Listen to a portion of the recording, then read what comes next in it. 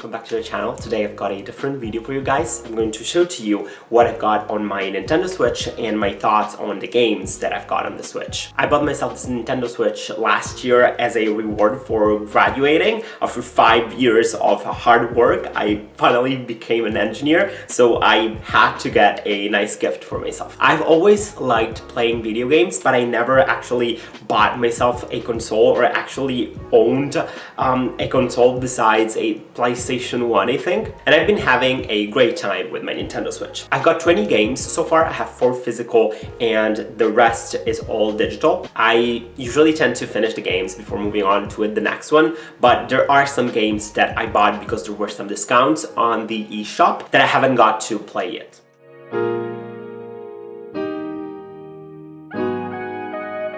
Here you can see the 20 games sorted by the longest total playtime, and let's just dive into it. The first one is of course Zelda Breath of the Wild.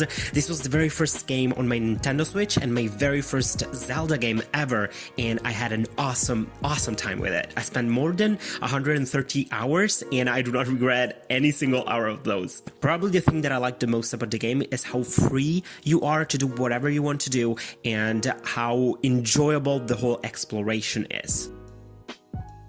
The second game is OCTOPATH Traveler. When this first came out, I was very excited to play this game because I'm a big fan of old RPG games, like the old Final Fantasy games. I really like Final Fantasy VI, Chrono Trigger, and I really had to get my hands on this new generation RPG. I finished the main story for 7th of the character and I got to the last boss of the last character, so I'm almost done with the whole story and I had a great time with it. My third game on the list is Hollow Knight. Believe it or not, I only got to play it a couple of months ago and I got completely addicted to the game. The game is very challenging and a couple of times I thought that I would get stuck and move on to another game, but I actually put in the hard work to beat the bosses and I finished the game. I didn't get the best ending because you need to do a lot of extra stuff for that, but I did finish it. Moving forward, we have Super Mario Odyssey. Again, one of the best games on the console. I spent countless hours trying to get those moons, and I actually did a pretty nice job. I've got 550 moons, I want to say, so there is still a lot to get in the game. But overall, very great time with it. This was my very first 3D Mario game, and yeah, highly recommend it. Moving forward, of course, we have Stardew Valley. I only got this game a month and a half ago, I want to say 2 months ago, and as you can see here, it's already up on the most played games. That's because I got completely addicted to Stardew Valley. Now, I've been waiting a long time to get this game. It was always recommended on all of the lists of the best games to play on your Nintendo Switch. But the thing is, I did not know whether I would like this whole farming simulation genre because I had never played a game like this before. And it turns out the Stardew Valley is definitely my type of game.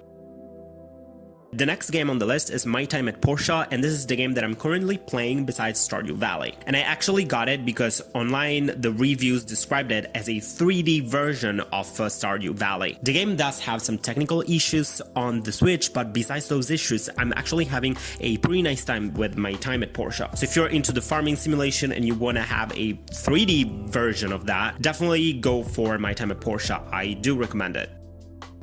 Next, we have Pokemon Let's Go Eevee, and this was my very first Pokemon game ever. Growing up, I didn't get to play any Pokemon game. I knew about it because everyone was obsessed with Pokemon, but I didn't have a Game Boy or any other console on which you could play Pokemon. It was always there in the back of my mind, like I would love one day to play a Pokemon game and see for myself what the whole hype is about. So I did play Pokemon Let's Go Eevee for a little while. I did not finish completely, but I got pretty close to the end of the game. The one I said that the main complaint I have is that after a little while the game gets pretty repetitive, and overall I felt that I was always too strong for my opponent, so I never actually got to experience a challenge in this game. My Pokemon were just too powerful all the time, but I got to experience a Pokemon game, so it's a good thing.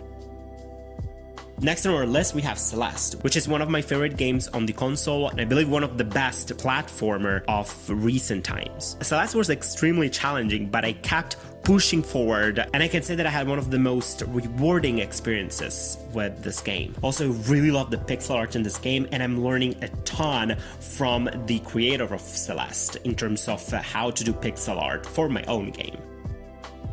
Moving forward, we have STEAMWORLD Dig 2, which is a highly underrated game. Seriously, I cannot believe why people are not talking more about this game, because it's absolutely awesome and it is one of my favorite platformers on the Switch. If you haven't tried it yet, it's a Metroidvania-like game. Absolutely love the mechanics, the gameplay, the way you destroy and explore the environment. Highly, highly recommended.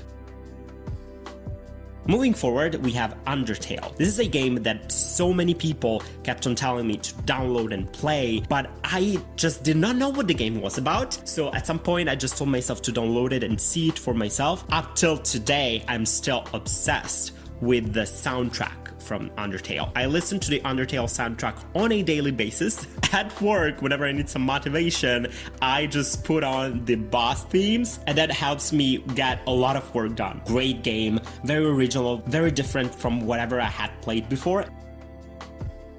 Next on my list is Yonder, the Cloudcatcher Chronicles. This is often described as a mix between a Zelda game and actually Stardew Valley, the whole farming games, but without any combat. I really like the whole art in the game. It's very charming. The game is very chill. You just go around gathering everything you can find. The game is all about crafting, exploration. I feel that once you finish the main storyline, there isn't really that much to do. I didn't feel very motivated to keep on playing the game.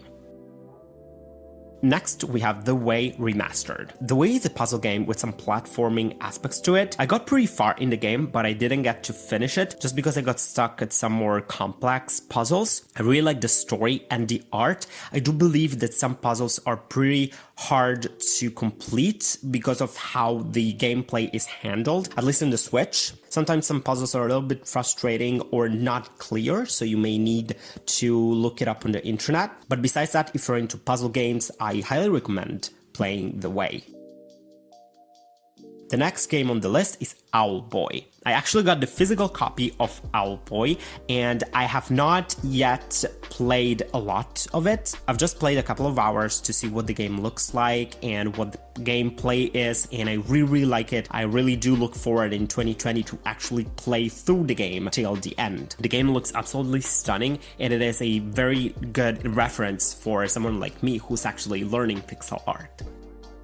Moving forward, we have Moonlighter. I got the game on a eShop sale. I still have to really get to play this game. I haven't played that much. I like the fact that you're playing two games at once. You need to take care of your shop during the day, and at night you need to fight your way through the dungeons, collect a lot of items that you can then sell in the shop. I really like this idea. I'm not particularly a fan of randomly generated dungeons because sometimes I feel that I'm not making a lot of progress. I'd rather have a nicely designed dungeon so that whenever I explore different parts of it, I feel like I'm actually making some progress instead of entering a dungeon and feeling like I'm at the same exact level as the previous time.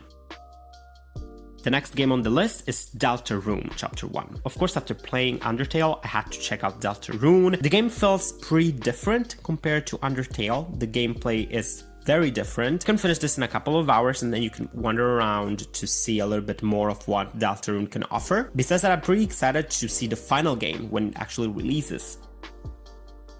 The next game on the list is Cuphead, which is a game that I'm having a hard time having fun with. The game looks gorgeous, we all know that. The hand-drawn animation are very smooth, and the game is very unique in terms of aesthetics, but I want to say that most of the time I felt frustrated instead of actually having fun playing the game, especially in the non-boss levels, which are actually very short, but they are designed in such a way that you actually die over and over if you haven't memorized exactly the layout of the level. So yeah, it's my personal opinion. I think that the games look great, but it can be frustrating in terms of the gameplay. Next game on the list, it's Oliver's Adventures in the Fairyland. This is a pretty straightforward platformer with some Metroidvania elements in it. You're a little boy in a dungeon and you need to make your way through it. You collect new upgrades that make you explore different parts of the dungeons, and that's about it. It's a fun game. I got it for super cheap, and if you find it on the eShop for sales, go ahead It's a nice game to play, it's pretty fun. I still need to finish it, but from what I've played so far, I can tell that it's a very fun game to play. Next, we have STEAMWORLD Dig. This is the first game of the STEAMWORLD Dig series, and I decided to download it after playing STEAMWORLD Dig 2. The gameplay is similar. You make your way through the environment by breaking it, and you get some upgrades so that you can actually explore the world better. I do believe that STEAMWORLD Dig 2 is a better experience, but STEAMWORLD Dig 1 is definitely worth trying out too.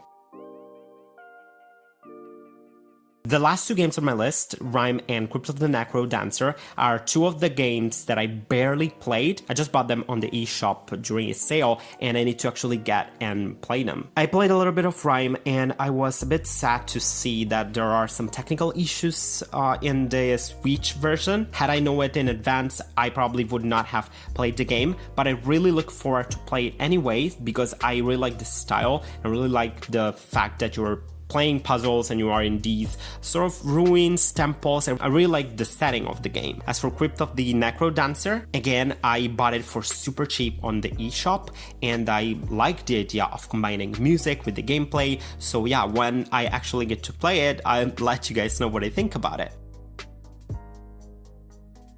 And here you have it, the games on my Nintendo Switch and what I think about them. I hope you guys enjoyed this video, and yeah, let me know what your favorite game on the Switch is, and do you have one recommendation of a game that I should definitely get on the Switch? Please leave that in a comment down below, and yeah, hope you guys have a wonderful day, and I'll see you in my next video.